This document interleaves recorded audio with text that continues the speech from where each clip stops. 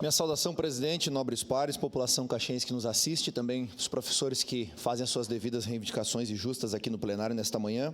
Parabenizar o colega Cláudio Libardi pela propositura deste requerimento, pedido de informações.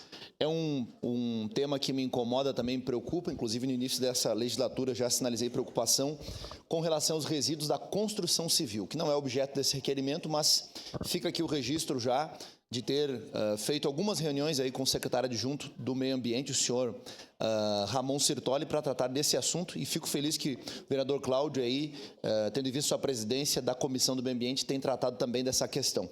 Apenas para colaborar, semana passada, ali na Avenida Rio Branco, próximo ao número 2033, eu passei após as 22 horas, estava indo para casa e aproveitei e parei o carro para fazer um vídeo e registrar a situação em que estavam os containers. Ali tinham 4 containers do seletivo completamente abarrotados e também mais 2 do orgânico da mesma forma. Além de toda a calçada, que é uma calçada larga, diga-se de passagens, 2,5 metros, 3 metros, completamente tomada de papelão, sacola plástica, fralda descartável e etc.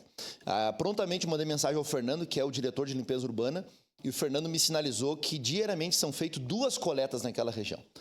E aí me causa uma preocupação, uma estranheza, porque são feitas 2 coletas, ou tem muita gente produzindo muito lixo, ou não está sendo feita a coleta. Não é possível que tenha tanto lixo assim, ou talvez não está sendo posto no horário. Não é possível que tenha tanto lixo numa região assim. Aí nós também temos que ver o contraponto, que é o seguinte: hoje, se for ser feito um projeto, por exemplo, arquitetônico, ser aprovado na prefeitura, não existe mais a previsão de lixeiras em frente aos prédios, porque a ideia é que tenha o container. Só que na falta de lixeira, que não é permitido, e na ausência de container, que ainda não está posto, esse lixo fica solto nas calçadas.